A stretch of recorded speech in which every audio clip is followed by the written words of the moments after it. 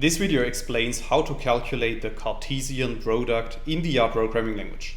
So without too much talk, let's dive into the R code.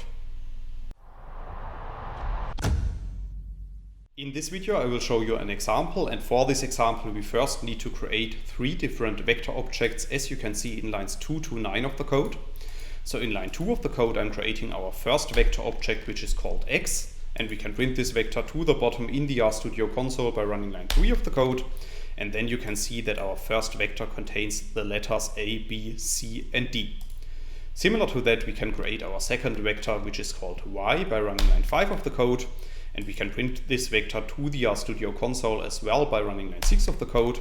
And then you can see that our second vector contains the lowercase letters A, B and C. And last but not least, we are creating our third vector object, which is called C. And this vector object contains the character strings foo and bar. Now let's assume that we want to calculate the Cartesian product of these vector objects.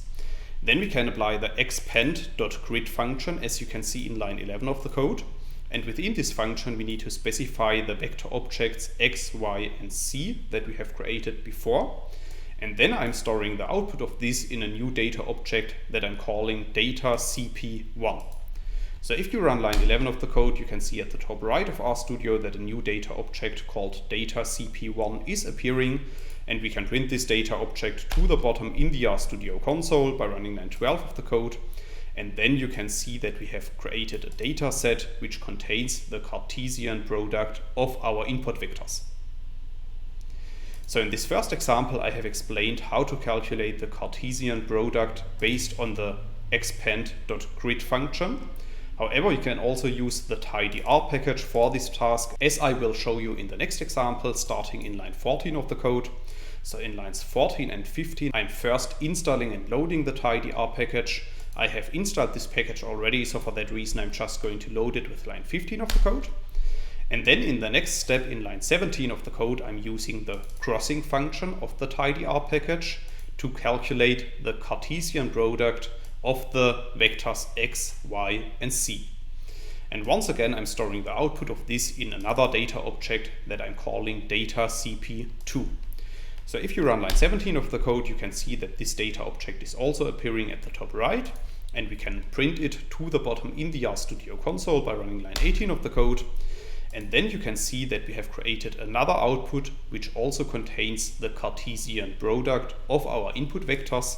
However, this time this output is a tuple instead of a data frame. That's all I wanted to explain in this video. In case you want to learn more on this topic, you may check out my homepage statisticsglobe.com, because on my homepage I have recently published a tutorial in which I'm explaining the content of this video in some more detail. I will put a link to this tutorial into the description of the video, so you can find it there. If you have liked this video, or if you have any questions, let me know in the comments section below. I'll try to respond to all comments as soon as I can. Furthermore, make sure to subscribe to my YouTube channel to get notified about future video releases. I have already published about 500 videos on this channel, and I'm releasing new videos on a daily basis. Thanks a lot for watching. See you in the next video.